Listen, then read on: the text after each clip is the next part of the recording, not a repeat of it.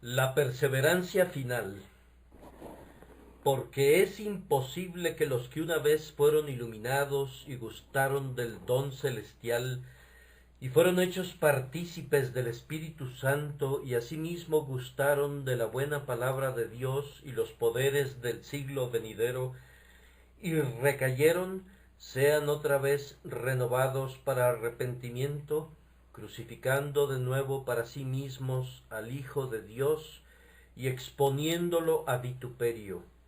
Hebreos 6, 4 a 6. Hay algunos puntos en el mapa de Europa que han sido el escenario de guerras frecuentes, como por ejemplo el Reino de Bélgica, que muy bien podría ser llamado el campo de batalla de Europa. La guerra se ha multiplicado sobre toda Europa, pero en algunos lugares desdichados se ha peleado batalla tras batalla. Así también, casi no hay un solo pasaje de la Escritura que no haya sido disputado entre los enemigos de la verdad y aquellos que la defienden. Pero este texto, junto con un par de textos más, ha sido objeto de ataques especiales. Este es uno de los textos que han sido pisoteados por los pies de la controversia y hay diversas opiniones acerca de él, tan opuestas como los polos, con un grupo que afirma que significa una cosa y otro grupo que declara que quiere decir otra cosa. Nosotros pensamos que algunos de ellos se aproximan a la verdad, sin embargo, otros se apartan desesperadamente de la mente del Espíritu. Nosotros tomamos este texto con la intención de leerlo con la sencillez de un niño y declarar lo que encontremos allí. Y si lo que declaramos no parece concordar con algo que hayamos sostenido hasta este momento, estaremos preparados para deshacernos de cualquier doctrina nuestra antes que un solo texto de la Escritura. Viendo el alcance de todo el contexto, nos parece que el apóstol quería motivar a los discípulos a proseguir adelante. Hay una tendencia en la mente humana a quedarse corta y no dar en el blanco celestial. Tan pronto como hemos alcanzado los primeros rudimentos de la religión y hemos sido bautizados y entendemos la resurrección de los muertos, hay una tendencia en nosotros a quedarnos quietos, a decir, he pasado de muerte a vida, ahora aquí puedo quedarme un rato para descansar. Sin embargo, la vida cristiana no tiene por meta que nos quedemos quietos, sino que es más bien una carrera, un movimiento perpetuo. El apóstol, por lo tanto, se esfuerza y motiva a los discípulos para que sigan adelante y los hace correr con diligencia la carrera celestial mirando a Jesús. Él les dice que no es suficiente haber experimentado un cierto día un cambio glorioso, haber gozado de una maravillosa operación del Espíritu en un momento dado. Más bien, Él les enseña que es absolutamente necesario que ellos tengan el Espíritu durante toda la vida, que deben progresar de continuo mientras vivan en la verdad de Dios. Para hacerlos perseverar en lo posible, les muestra que si no lo hacen así, perecerán con toda certeza, pues no hay otra salvación fuera de la que Dios les ha dado ya, y si esa salvación no los guarda y no los lleva hacia adelante y los presenta sin mancha ante Dios, no puede haber otra salvación, pues es imposible, dice, que si una vez fueron iluminados y luego recayeron, sean otra vez renovados para arrepentimiento. Este día vamos a responder una o dos preguntas. La primera pregunta será, ¿de quiénes se habla en este texto? ¿Son verdaderos cristianos o no? La segunda pregunta es, ¿qué quiere decir que recayeron? La tercera pregunta es, ¿qué se quiere decir cuando se afirma que es imposible que sean renovados para arrepentimiento? En primer lugar, entonces, respondamos la pregunta de quiénes se habla en este texto. Si ustedes leen al Dr. Gill, al Dr. Owen y a casi todos los eminentes escritores calvinistas, todos ellos afirman que estas personas no son cristianas. Ellos afirman que se dice lo suficiente aquí para describir a un hombre que es un cristiano externamente, pero que no se dice lo suficiente como para describir a un verdadero creyente. Ahora, me parece que ellos no habrían dicho esto si no hubieran tenido que sostener alguna doctrina, pues cualquier niño al leer este texto diría que las personas de quienes se habla aquí deben ser cristianos. Si el Espíritu Santo quiso describir a cristianos, no veo que haya podido usar términos más explícitos que los que están en el texto. ¿Cómo puede decirse que un hombre ha sido iluminado y que ha gustado del don celestial y que ha sido hecho partícipe del Espíritu Santo sin que haya sido hecho un hijo de Dios? Con todo el respeto que me merecen todos estos distinguidos doctores, y yo los amo y admiro a todos ellos, humildemente pienso que ellos permitieron que sus juicios fueran torcidos un poco cuando afirmaron eso, y creo que podré demostrar que nadie sino sólo los creyentes verdaderos son descritos en este texto. En primer lugar, se habla de esas personas diciendo que una vez fueron iluminadas.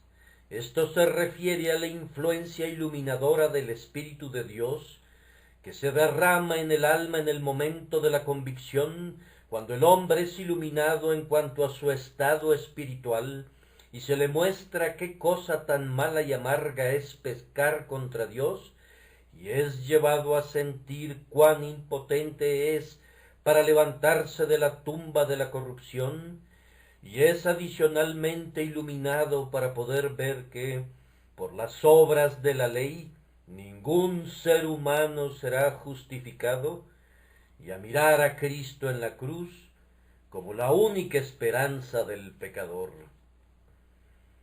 La primera obra de la gracia es iluminar el alma. Por naturaleza estamos completamente en las tinieblas.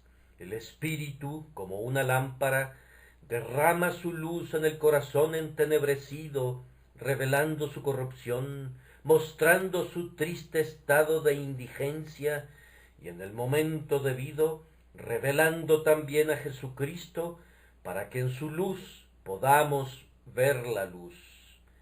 Yo no puedo considerar que un hombre esté verdaderamente iluminado a menos que sea un hijo de Dios. ¿Acaso ese término no indica una persona enseñada por Dios? La experiencia cristiana no está compuesta sólo de eso, pero ¿acaso no es una parte de ella? Después de habernos iluminado, como dice el texto, lo siguiente que Dios nos otorga es un gustar del don celestial, y por esto debemos entender el don celestial de la salvación, incluyendo el perdón del pecado, justificación mediante la justicia imputada de Jesucristo, regeneración por el Espíritu Santo, y todos esos dones y gracias que en la más temprana alborada de la vida espiritual transmiten la salvación. Todos los verdaderos creyentes han gustado este don celestial. No es suficiente que un hombre sea iluminado. La luz puede resplandecer en sus ojos y sin embargo él puede morir. Él debe probar a la vez que debe ver que el Señor es bueno. No es suficiente que yo vea que soy corrupto. Yo debo experimentar que Cristo es capaz de quitar mi corrupción. No es suficiente que yo sepa que Él es el único Salvador. Debo probar su carne y su sangre, y debo tener una unión vital con Él. Nosotros verdaderamente pensamos que cuando un hombre ha sido iluminado y ha experimentado la gracia, es un cristiano, y sin importar lo que sostengan esos grandes teólogos, no podemos aceptar que el Espíritu Santo describiría a un hombre no regenerado como alguien que ha sido iluminado y que ha gustado del don celestial. No, hermanos míos, si he gustado del don celestial, entonces ese don celestial es mío. Si he experimentado alguna vez el amor de mi Salvador, entonces yo soy de Él. Si Él me ha traído a verdes pastos y me ha dado a gustar las tranquilas aguas y la tierna hierba, no debería preocuparme acerca de si soy realmente un hijo de Dios. A continuación el apóstol da una descripción adicional, un estado de gracia más elevado, santificación por medio de la participación del Espíritu Santo. Es un privilegio muy especial para los creyentes que después de su primer gustar del don celestial, sean hechos partícipes del Espíritu Santo. Él es un espíritu que habita internamente. Él habita en los corazones y en las almas y en las mentes de los hombres. Él establece su hogar en esta carne mortal. Él convierte a nuestra alma en su palacio y allí descansa. Y nosotros afirmamos con toda certeza, y creemos basarnos en la autoridad de la Escritura, que ningún hombre puede ser partícipe del Espíritu Santo y sin embargo no haber sido regenerado. Allí donde habita el Espíritu Santo debe haber vida, y si yo participo del Espíritu Santo y tengo comunión con Él, entonces puedo tener la absoluta certeza que mi salvación ha sido comprada por la sangre del Salvador. Tú no debes tener ningún temor, amado hermano. Si tú tienes al Espíritu Santo, tú tienes eso que asegura tu salvación. Si tú, mediante una comunión interna, puedes participar de su Espíritu, no solamente eres un cristiano, sino que has alcanzado cierta madurez en y por su gracia. Has ido más allá de la simple iluminación, has pasado del simple gustar, has tenido un verdadero festín y una participación del Espíritu Santo. Sin embargo, para que no haya ninguna duda acerca de que de esas personas son hijos de Dios, el apóstol prosigue a una nueva etapa de gracia. Ellos gustaron de la buena palabra de Dios. Ahora me voy a aventurar a decir que hay aquí algunos buenos cristianos que han gustado del don celestial, pero que nunca gustaron de la buena palabra de Dios. Con esto quiero decir que ellos son verdaderos convertidos, han gustado del don celestial, pero no se han fortalecido en la gracia como para conocer su dulzura, su riqueza y la grosura de esa misma palabra que los salva. Ellos han sido salvados por la palabra, pero no han llegado al punto de comprender y amar y alimentarse de la palabra como muchos otros lo han hecho. Una cosa es que Dios obre una obra de gracia en el alma, y otra cosa es que Dios nos muestre esa obra. Una cosa es que la palabra obre en nosotros, y otra cosa es que nosotros, de manera real y habitual, podamos saborear y gustar y gozarnos en esa palabra. Algunos de mis oyentes son verdaderos cristianos, pero no han alcanzado esa etapa en la cual ellos pueden amar la elección y tragarla como un dulce bocado, en la cual pueden contemplar las grandiosas doctrinas de la gracia y alimentarse de ellas. Pero estas personas sí habían alcanzado esa etapa, habían gustado de la buena palabra de Dios y también habían gustado del don celestial. Ellos habían madurado hasta esa etapa ya habían amado la palabra, la habían gustado y habían tenido un festín con ella. Era su brazo derecho, la habían considerado más dulce que la miel, ay, más dulce que un panal que gotea. Ellos gustaron de la buena palabra de Dios. Lo repito, si estas personas no son creyentes, entonces, ¿qué son? Y ellos habían ido más adelante. Ellos habían alcanzado la cúspide de la piedad.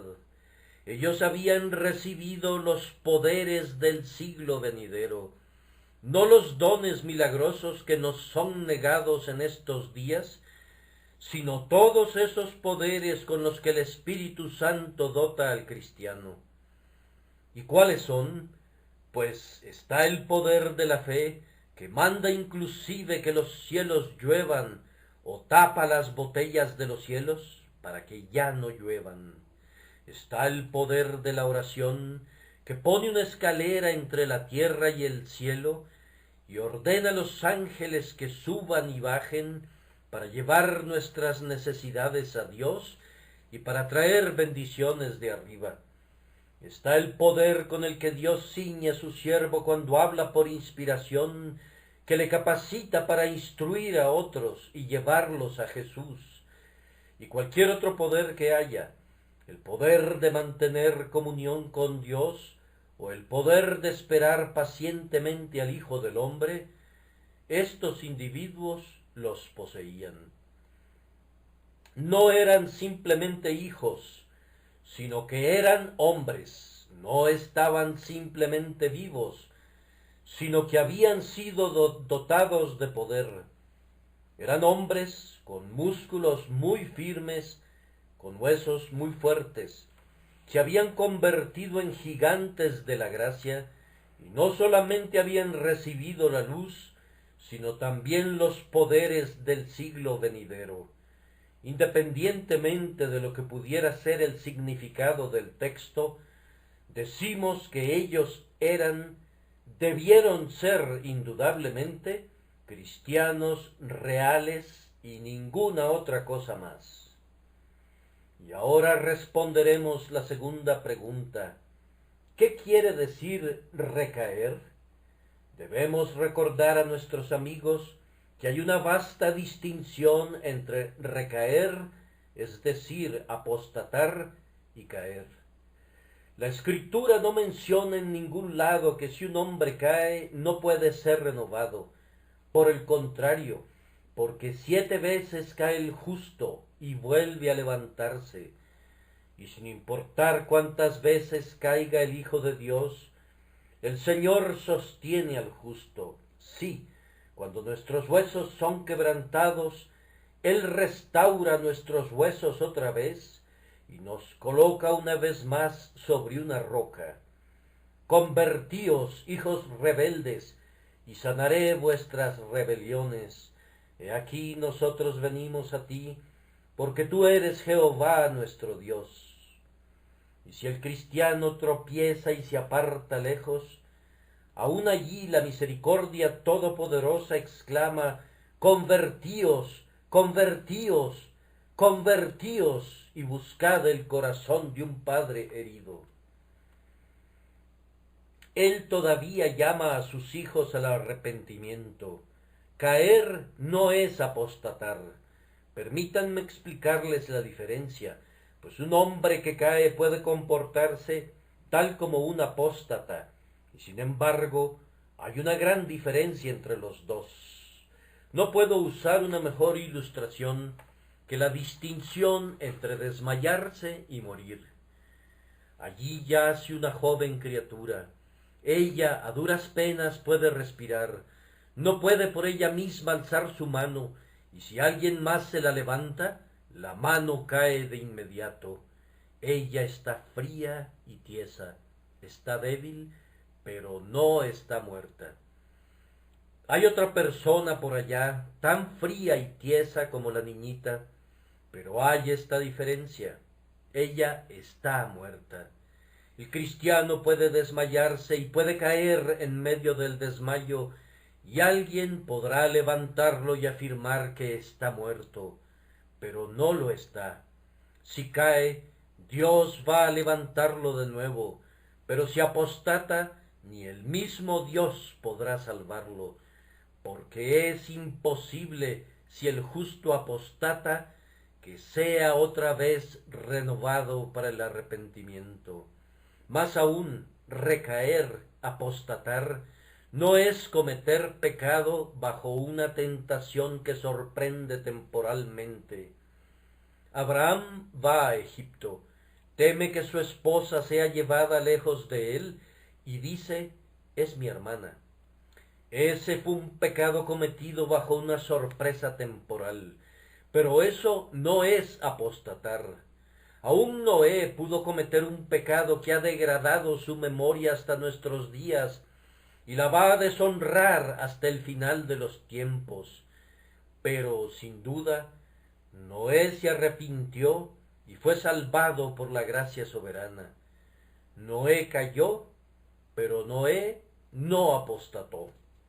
Un cristiano puede extraviarse una vez y regresar prontamente otra vez. Y aunque es triste y doloroso y malvado cuando uno es sorprendido y peca, sin embargo, hay una gran diferencia entre esto y el pecado que sería cometido por una total recaída de la gracia, apostasía. Tampoco puede decirse de un hombre que peca sin ser necesariamente sorprendido que ha recaído, apostatado.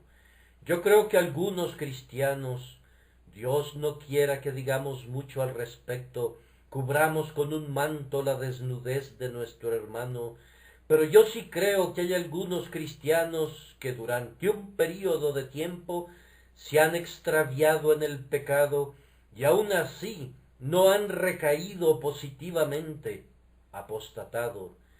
Allí está el negro caso de David, un caso que ha confundido a miles. Ciertamente durante algunos meses David vivió sin hacer una confesión pública de su pecado, pero sin duda sentía dolores en su corazón, pues la gracia no había detenido su obra. Había una chispa en medio de las cenizas que Natán reavivó, que nos muestra que David no estaba muerto, pues de lo contrario el cerillo que el profeta aplicó no hubiera alumbrado tan rápidamente. Y así, amados hermanos, ustedes se habrán extraviado en el pecado durante algún tiempo y se habrán alejado de Dios, y sin embargo, ustedes no son las personas que están descritas en este texto, en relación a los cuales se dijo que es imposible que sean renovados para arrepentimiento. Pero aunque anden extraviados, ustedes son todavía los hijos de su Padre, y la misericordia clama, convertíos, convertíos, vuelvan a su primer marido, porque mejor les iba entonces que ahora. Convertíos, ustedes extraviados, convertíos. Asimismo, recaer no es ni siquiera renunciar a la profesión. Algunos dirán, por ejemplo, allí está fulano de tal. Él solía hacer una profesión de ser cristiano y ahora lo niega. Y lo que es peor, se atreve a maldecir y jurar y dice que nunca conoció a Cristo. Seguramente él ha recaído, es decir, apostatado. Amigo mío, él ha caído aparatosamente y de manera desastrosa. Pero yo recuerdo un caso en la Escritura de un hombre que negó a su Señor y Dios en su propia cara. Ustedes recuerdan su nombre. Es un viejo amigo de ustedes, nuestro amigo Simón Pedro. Él lo negó con juramentos y maldiciones, diciendo, no conozco al hombre. Y sin embargo, Jesús se volvió y miró a Simón. Él había caído, pero él no había apostatado, pues solamente 1 o 2 días después de eso, allí estaba Pedro en la tumba de su Señor, habiendo corrido a ese lugar para encontrarse con su Señor, para ser uno de los primeros en verlo resucitado.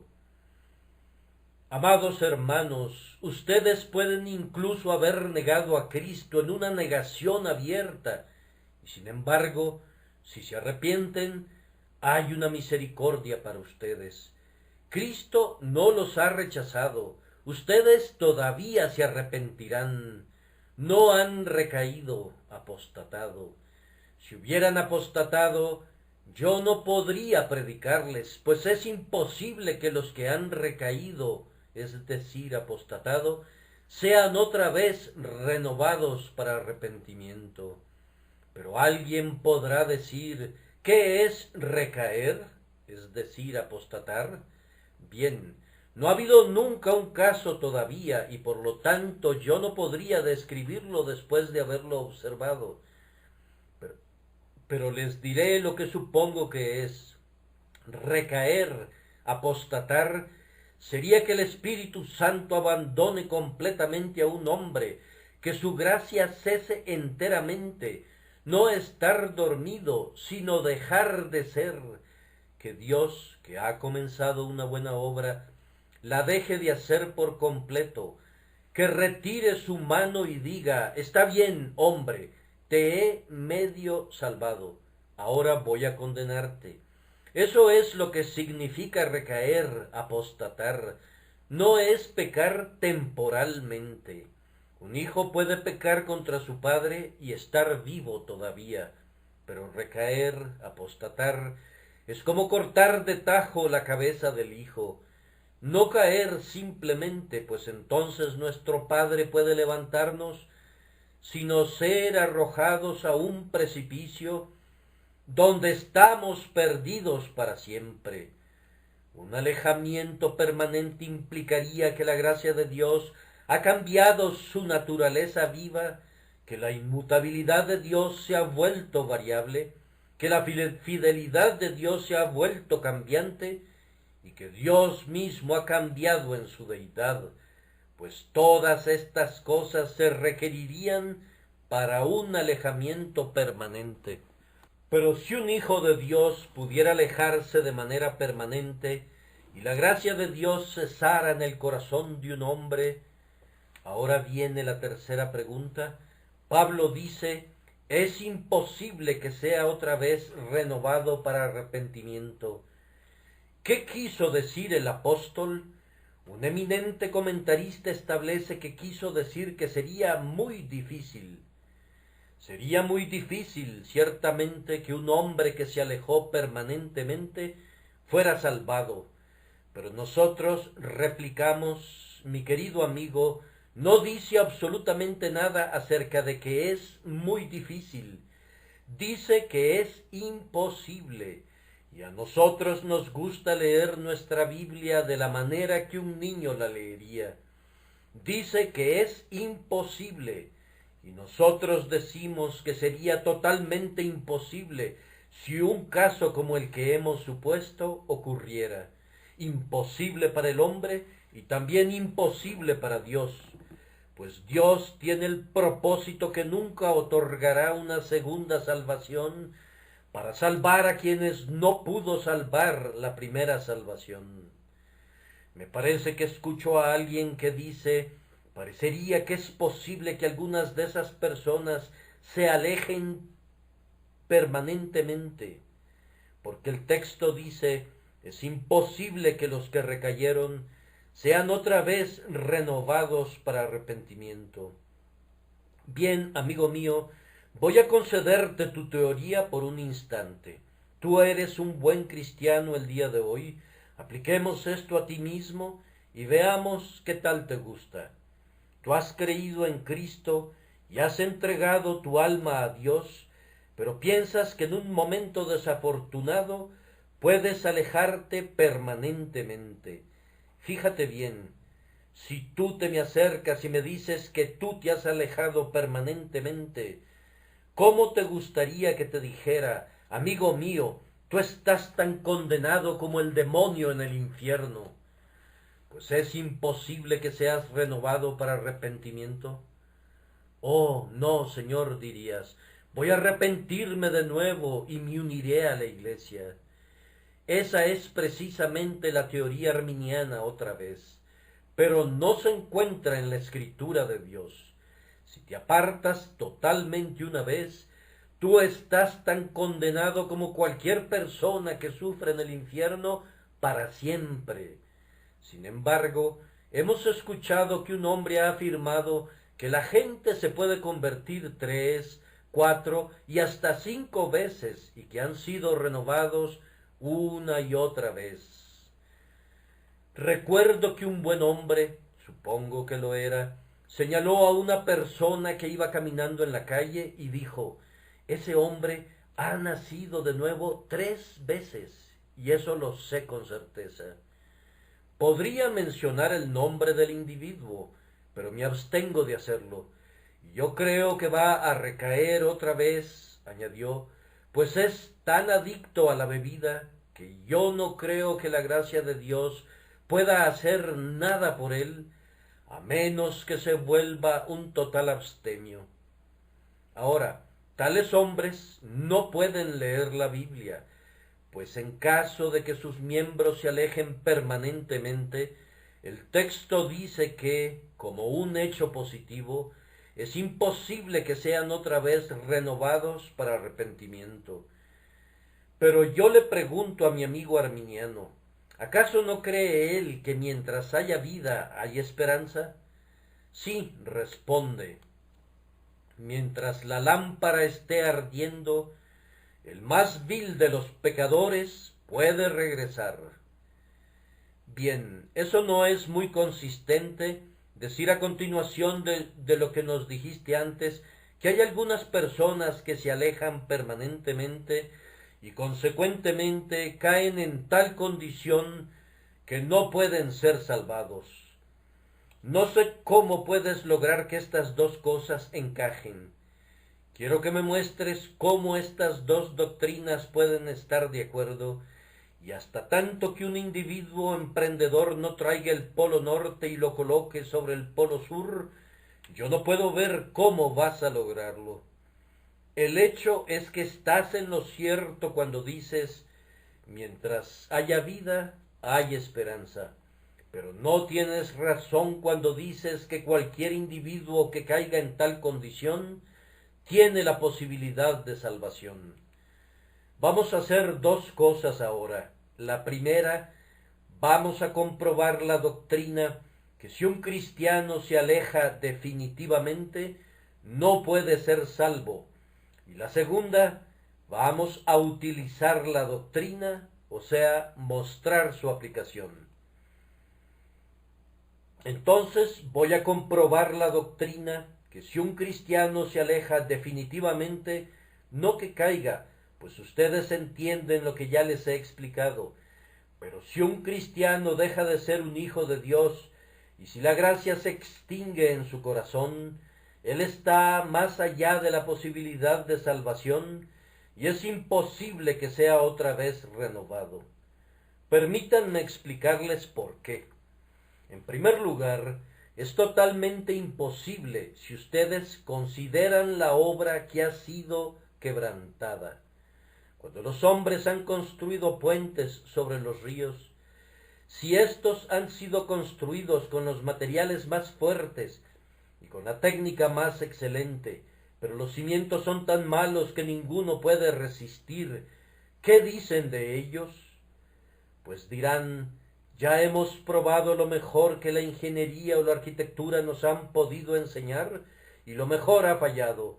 No conocemos nada que pueda superar los materiales que hemos utilizado, y por lo tanto sentimos que no queda ninguna posibilidad de poder ponerle un puente a ese río o cruzar una línea de ferrocarril sobre esa ciénaga o este pantano, pues ya hemos probado lo que es reconocido como el mejor sistema. Como dice el apóstol, estas personas fueron iluminadas una vez, fueron hechas partícipes del Espíritu Santo, que les ha revelado su pecado. ¿Qué queda por probar? Ellos fueron convictos una vez. ¿Hay algo superior a la convicción? ¿Acaso la Biblia promete que el pobre pecador tendrá algo por encima de la convicción de su pecado que lo hace sensible al mismo? ¿Acaso no hay algo más poderoso que la espada del Espíritu? Si eso no ha traspasado el corazón del hombre, ¿hay alguna otra cosa que pueda hacerlo? He aquí a un hombre que ha estado bajo el martillo de la ley de Dios. Por eso no ha logrado quebrantar su corazón. ¿Puedes encontrar algo más fuerte? La lámpara del Espíritu de Dios ya ha alumbrado las cavernas de su alma. Si eso no es suficiente, ¿dónde podrás pedir prestada otra lámpara? Pregúntale al sol, ¿tiene acaso una lámpara que alumbre más que la iluminación del Espíritu? Pregúntale a las estrellas, ¿acaso tienen ellas una luz más brillante que la luz del Espíritu Santo? La creación responde que no. Si eso falla, entonces no queda disponible nada más.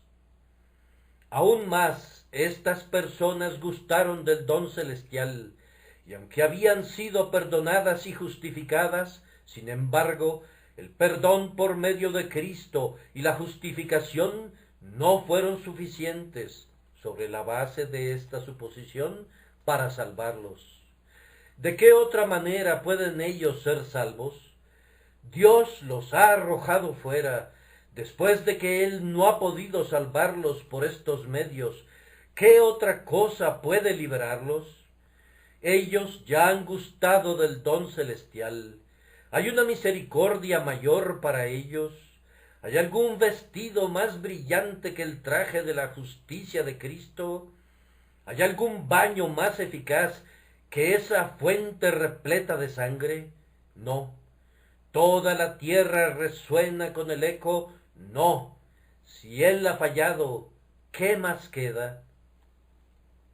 Estas personas también fueron hechas partícipes del Espíritu Santo, y si eso falla, ¿qué más les podemos dar? Querido oyente, si el Espíritu Santo habita en tu alma, y ese Espíritu Santo no te santifica y te guarda hasta el fin, ¿qué otra cosa se puede probar? Pregúntale al que blasfema si conoce a un ser, o si se atreve a suponer la existencia de un ser superior al Espíritu Santo. ¿Acaso hay un ser más grande que la omnipotencia? ¿Hay algún poder más grande que ese que habita en el corazón nacido de nuevo del creyente? Y si el Espíritu Santo ya ha fallado, oh cielos, díganos dónde podremos encontrar algo que sobrepase su poder. Si Él es ineficaz, ¿qué queda por ensayar? Estas personas también ya habían gustado de la buena palabra de Dios. Ellos habían amado las doctrinas de la gracia. Esas doctrinas habían penetrado en sus almas y se habían alimentado con esas doctrinas. ¿Qué nuevas doctrinas se les podrá predicar? Profeta de los tiempos, ¿dónde podrás encontrar otro sistema teológico? ¿A quién tendremos? ¿Levantaremos a Moisés de su tumba? ¿Traeremos a todos los antiguos videntes y les pediremos que profeticen? Entonces, si sólo hay una doctrina que es verdadera, y si estas personas se han apartado de recibirla, ¿cómo pueden ser salvos? Además, estas personas, de acuerdo al texto, habían gustado de los poderes del siglo venidero. Ellos han tenido el poder de conquistar el pecado, poder en la fe, poder en la oración, poder en la comunión. ¿Con qué mayor poder podrán ser dotados? Este ya ha fallado. ¿Qué puede hacerse a continuación? Oh, ustedes ángeles, respóndanme, ¿qué sigue? ¿Qué otros medios quedan disponibles?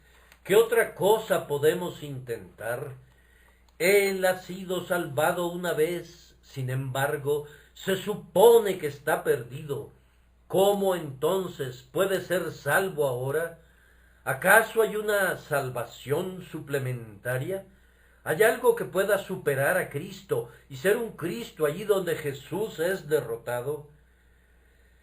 Y luego el apóstol dice que la gravedad del pecado en que incurrirían, si en efecto se apartaran, los colocaría más allá del alcance de la misericordia.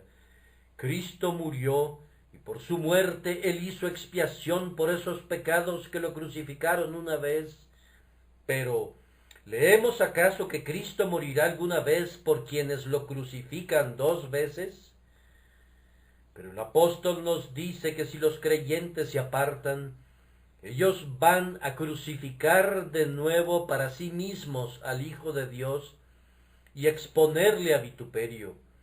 Entonces, ¿dónde habrá una expiación para eso? Él ha muerto por mí.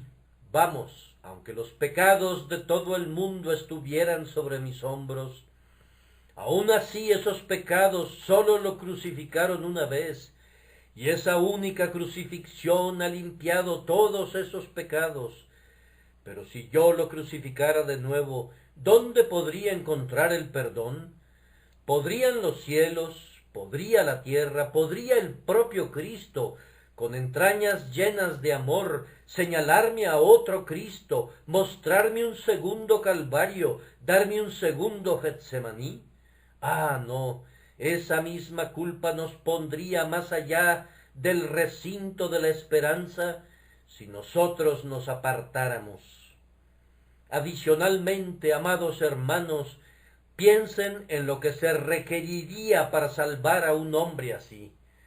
Cristo ha muerto por él una vez, y sin embargo, él se ha apartado y está perdido.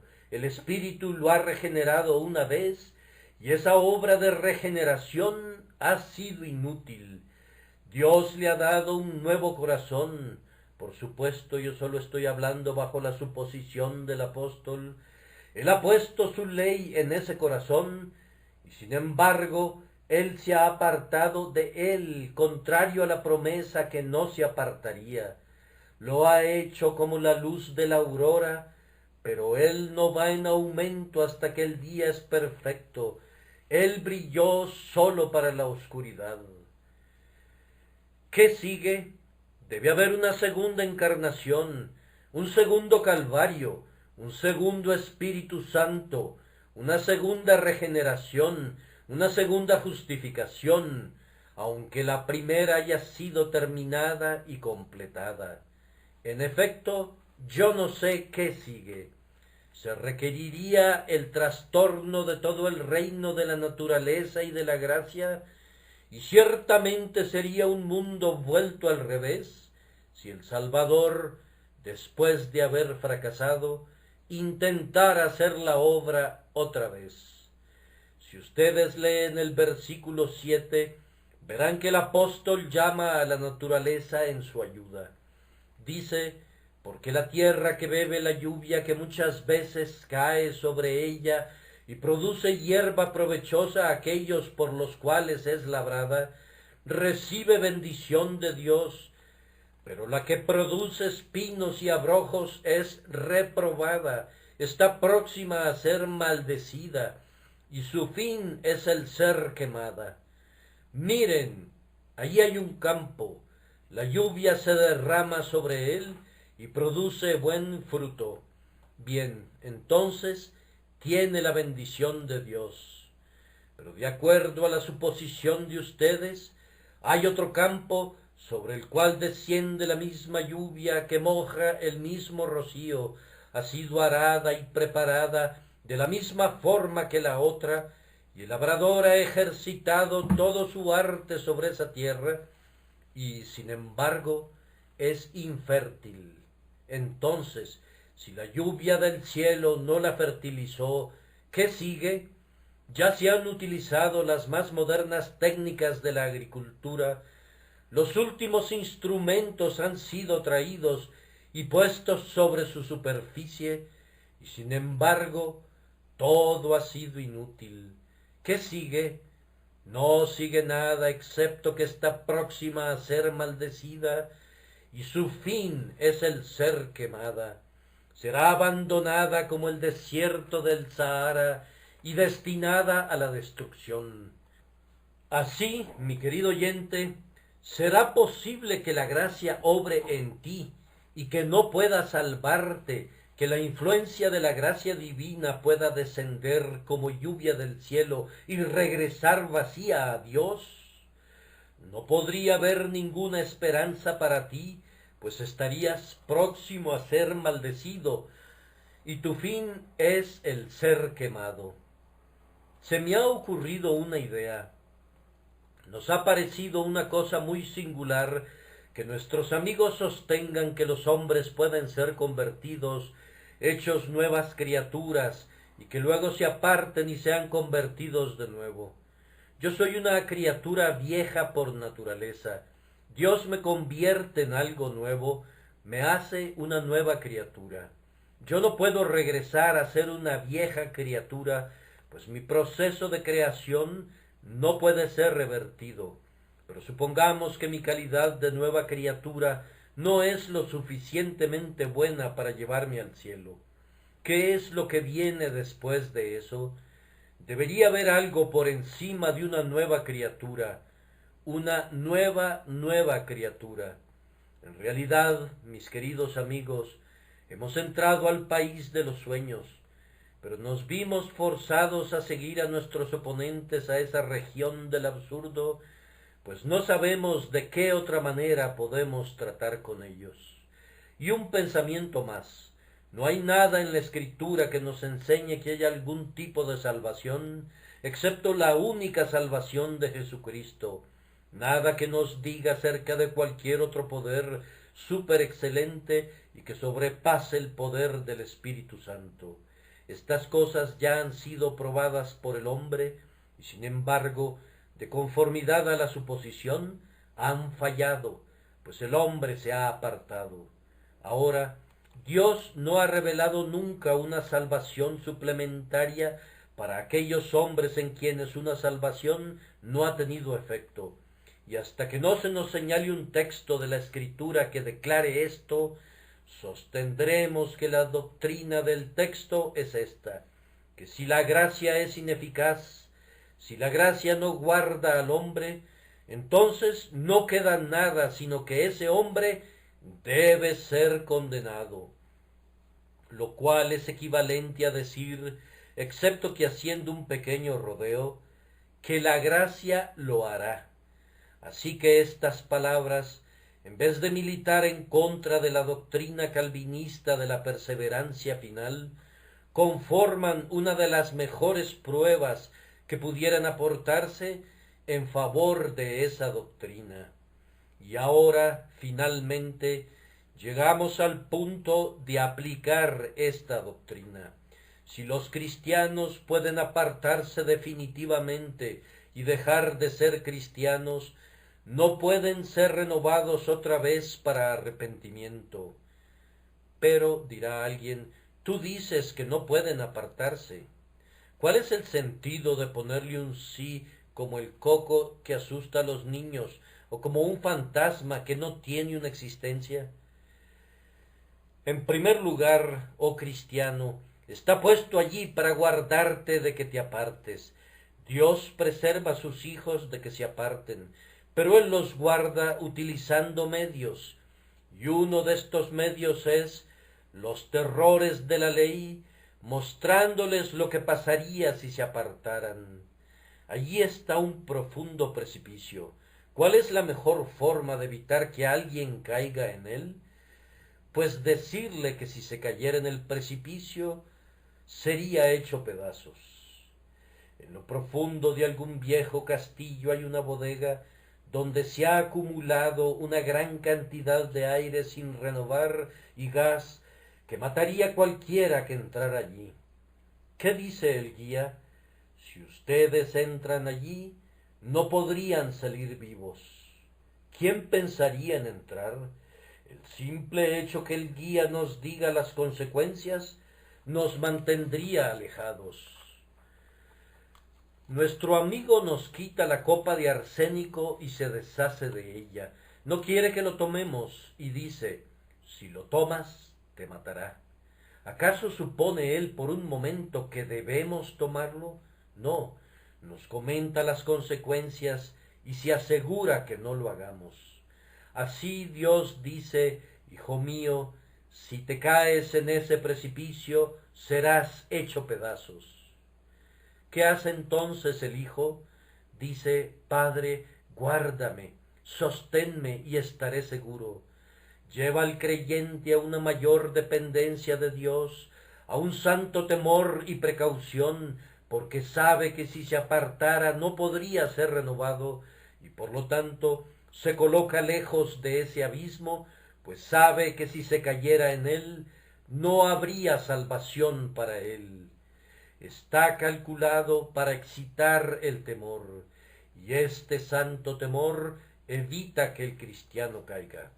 Si yo pensara como piensa el arminiano, es decir, que yo me puedo apartar totalmente y luego regresar otra vez, me apartaría muy a menudo, pues la carne y la sangre pecaminosas pensarían que es muy agradable apartarse y ser un pecador y asistir a espectáculos peligrosos o a emborracharse y luego regresar a la iglesia y ser recibido de nuevo como un amado hermano que se ha apartado un poco.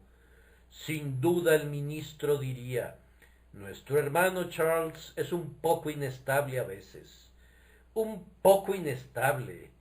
Él no conoce nada acerca de la gracia, pues la gracia engendra una santa precaución, porque nosotros sentimos que si no fuéramos preservados por el poder divino, pereceríamos. Decimos a nuestro amigo que ponga aceite en su lámpara para que pueda continuar ardiendo. ¿Significa eso que se permitirá que la lámpara se apague? No, Dios le dará suficiente aceite que pueda poner en su lámpara de manera continua. Como la figura de Juan Bunyan, había un incendio y vio a un hombre apagándolo con agua. Ahora, dice el predicador, ¿no ves que ese fuego se va a apagar, que el agua está calculada para apagarlo, y si lo apaga, ese fuego nunca volverá a revivir? Pero Dios nunca permitiría eso, pues hay un hombre detrás de la pared que está derramando aceite sobre el fuego, y eso es motivo de gratitud para nosotros, pues si el aceite no fuera derramado por una mano celestial, seríamos destruidos inevitablemente. Entonces, ten cuidado, cristiano, este es un aviso. Es para motivar nuestra gratitud.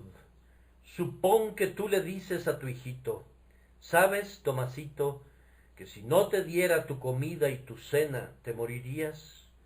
No hay nadie más que te dé tus alimentos. ¿Qué pasa entonces? El niño no va a pensar que no le darás sus alimentos. Él sabe que lo harás y él está agradecido contigo por eso. El experto químico nos dice que si no hubiera oxígeno mezclado con el aire, los animales morirían. ¿Suponen por eso que no habrá oxígeno y que por lo tanto vamos a morir? No, él solo enseña la gran sabiduría de Dios al haber mezclado los gases en sus debidas proporciones.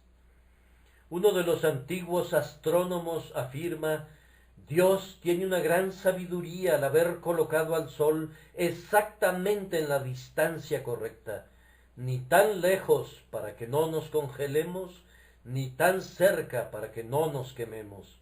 Dice, si el Sol estuviera 1.000.000 de kilómetros más cerca, moriríamos achicharrados.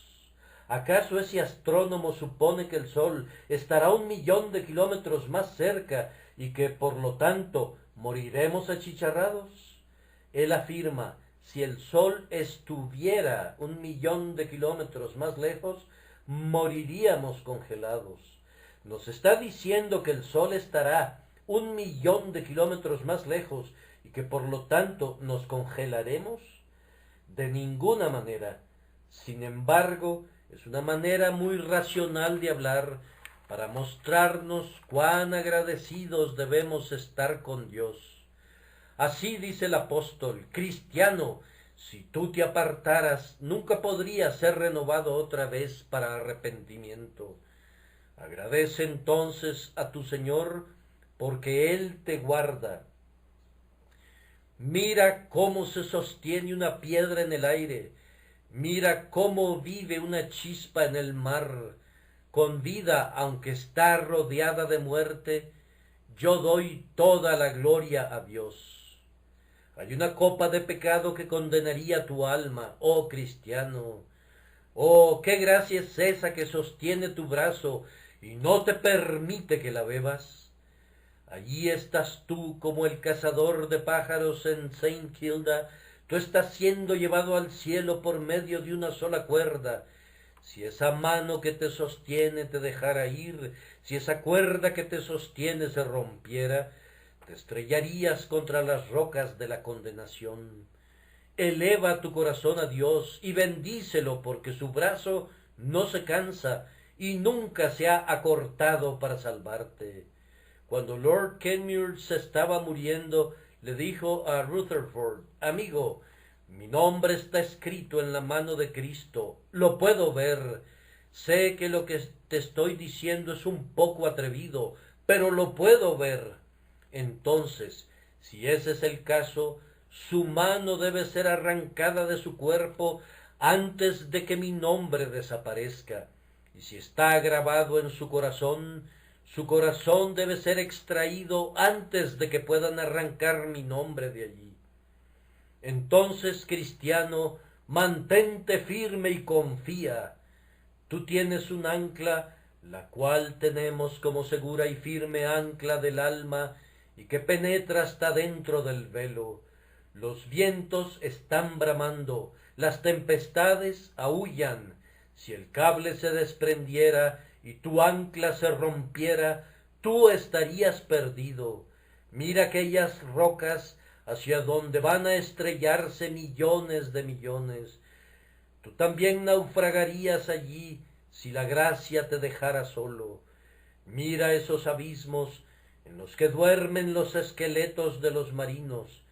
Tú dormirías también allí si esa ancla te fallara. Sería imposible atarte a una nueva ancla si esa ancla te fallara alguna vez, pues no hay ninguna otra ancla, no hay ninguna otra salvación, y si esa salvación te falla, es imposible que seas salvo alguna vez. Por tanto, da gracias a Dios que tienes un ancla que no puede fallar, y entona este himno a gran voz. ¿Cómo podría hundirme con tal sostén como mi eterno Dios, quien sostiene los gigantescos pilares de la tierra y despliega con amplitud los cielos? ¿Cómo podría morir si Jesús vive, quien se levantó de los muertos? Mi alma recibe perdón y gracia que provienen de mi exaltada cabeza.